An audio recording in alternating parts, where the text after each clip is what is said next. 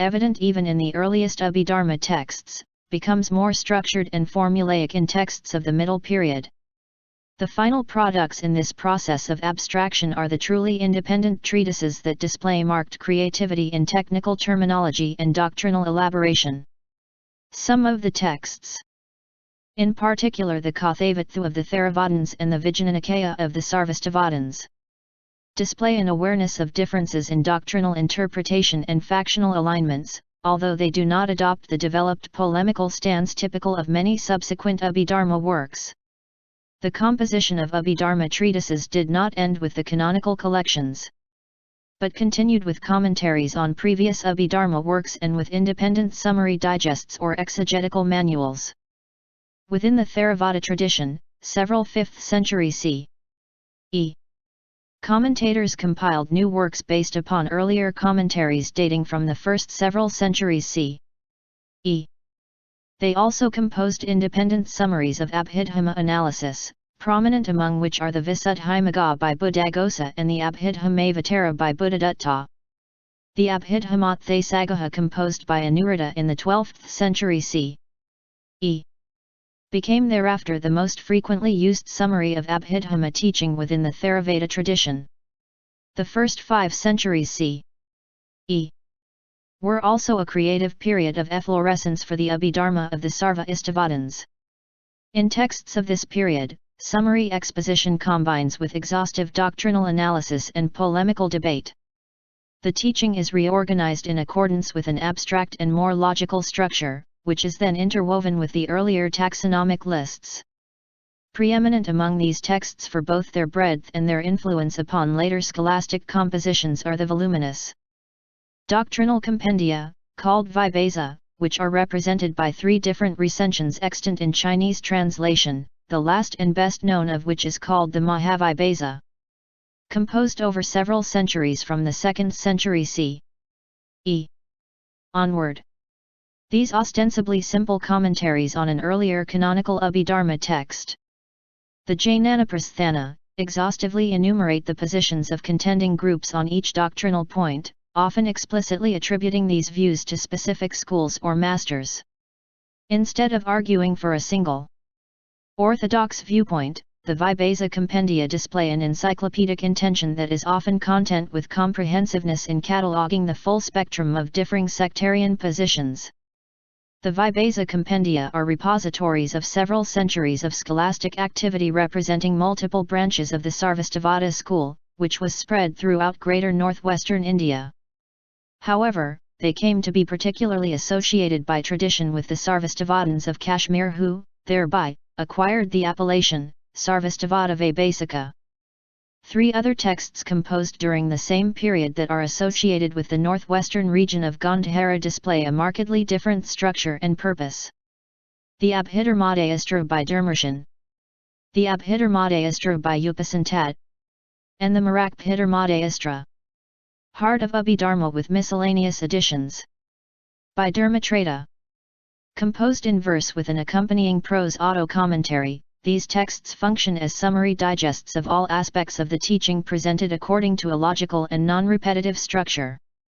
In contrast to the earlier numerically guided taxonomic lists well suited as mnemonic aids, these texts adopt a new method of organization, attempting to subsume the prior taxonomic lists and all discussion of specific doctrinal points under general topical sections. This new organizational structure was to become paradigmatic for the texts of the final period of Sarvastivada Abhidharma. This final period in the development of Sarvastivada Abhidharma treatises includes texts that are the products of single authors and that adopt a polemical style of exposition displaying a fully developed sectarian self-consciousness. They also employ increasingly sophisticated methods of argumentation in order to establish the position of their own school and to refute at length the views of others. Despite this polemical approach, they nonetheless purport to serve as well-organized expository treatises or pedagogical digests for the entirety of Buddhist teaching. The Abhidharma Kosa, including both verses and an auto-commentary, by Vasubandhu became the most important text from this period, central to the subsequent traditions of Abhidharma studies in Tibet and East Asia. adopting both the verse commentary structure and the topical organization of the Abhidharma. The Abhidharma Kosa presents a detailed account of Sarvastivada Abhidharma teaching with frequent criticism of Sarva Istivada positions in its auto-commentary. The Abhidharma Kosa provoked a response from certain Kashmiri Sarvastivada masters who attempted to refute non-Sarvastivada views presented in Vasubandhu's work and to re-establish their own interpretation of orthodox Kashmiri Sarvastivada positions. These works, the Nyayanusarasastra and Abhidharmasamaya Pradipika, illumination of the collection of Abhidharma by Sagabhadra and the Abhidharmadipa by an unknown author who refers to himself as the Dipaka Ira, were the final works of the Sarvastivada Abhidharma tradition that have survived. Abhidharma exegesis. Abhidharma exegesis evolved over a long period as both the agent and the product of a nascent and then increasingly disparate Buddhist sectarian self-consciousness. Given the voluminous nature of even the surviving literature that provides a record of this long doctrinal history, any outline of Abhidharma method must be content with sketching the most general contours and touching on a few representative examples. Nonetheless, scanning the history of Abhidharma, one discerns a general course of development that in the end resulted in a complex interpretative edifice radically different from the sutras upon which it was believed to be based. In its earliest stage, that is, as elaborative commentary, Abhidharma was guided by the intention simply to clarify the content of the sutras.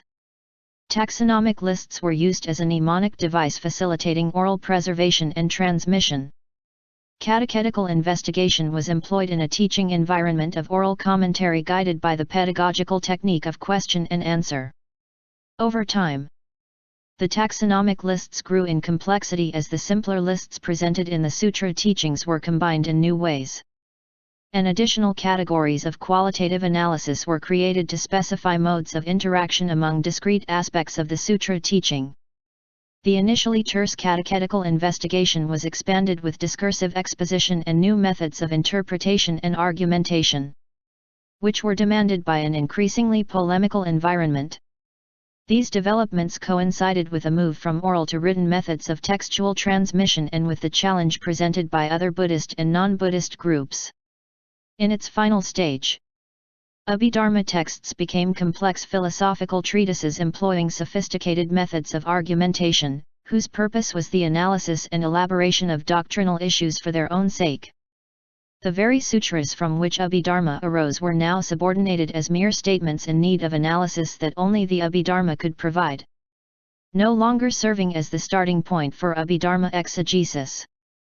The sutras were invoked only as a supplemental authority to buttress independent reasoned investigations or to corroborate doctrinal points actually far removed from their scriptural antecedents. Abstract analysis, which is the guiding principle of Abhidharma exegesis, also became the salient characteristic of its doctrinal interpretation. The analytical tendency, evident in lists present even in the sutras, expanded in Abhidharma to encompass all of experience. In very simple terms, Abhidharma attempts an exhaustive and systematic accounting of every possible type of experience in terms of its ultimate constituents. Abhidharma views experience with a critical analytical eye, breaking down the gross objects of ordinary perception into their constituent factors or dharmas and clarifying the causal interaction among these discrete factors. This analysis was not, however, motivated by simple abstract interest, but rather by a soteriological purpose at the very core of Buddhist religious praxis. Analysis determines the requisite factors of which each event consists, distinguishing those factors that lead to suffering and rebirth from those that contribute to their termination. This very process of analysis was identified with the insight that functions in religious praxis to cut off ensnaring factors and to cultivate those leading to liberation. Abhidharma analysis focused on refining these lists of factors and on investigating the problems that arise in using them to explain experience. Simple enumerations of factors found in the earlier sutras include the lists of 5 aggregates, 12 sense spheres, and 18 elements that were used to describe animate beings, or the lists of practices and qualities that were to be incorporated into the set of 37 limbs of enlightenment, whose cultivation results in the attainment of enlightenment. These earlier analytical lists were preserved in Abhidharma treatises and integrated into comprehensive and complex intersecting classifications that aimed to clarify both the unique identity of each factor and all possible modes of conditioning interaction among them. The Abhidharma treatises of various schools proposed differing lists of factors containing as many as 75, 81, or 100 discrete categories. For example, the Sarvastivadins adopted a system of 75 basic categories of factors distinguished according to their intrinsic nature, which were then grouped in 5 distinct classes. The first 4 classes: Material form Rupa 11. Mind Citta 1. Mental factors Kata 46. And factors dissociated from material form and mind Citta Viprayukta Saskra 14. Comprise all conditioned factors, that is, factors that participate in causal interaction and are subject to arising and passing away. The fifth class comprises 3 unconditioned factors, which neither arise nor pass away. Through Abhidharma analysis, all experiential events were explained as arising from the interaction of a certain number of these factors. Particular occurrences of individual factors were further characterized in accordance with additional specific criteria or sets of qualities, including their moral quality as virtuous, unvirtuous, or indeterminate, their locus of occurrence as connected to the realm of desire, the realm of form, the formless realm, or not connected to any realm, their connection to animate experience as characteristic of sentient beings or not, and their conditioning efficacy as resulting from certain types of causes or leading to certain types of effects. To give an example, a particular instance of a mental factor, such as conception, can be virtuous in moral quality, characteristic of sentient beings, connected to the realm of desire, and so on. In other circumstance, another occurrence of the same factor of conception, while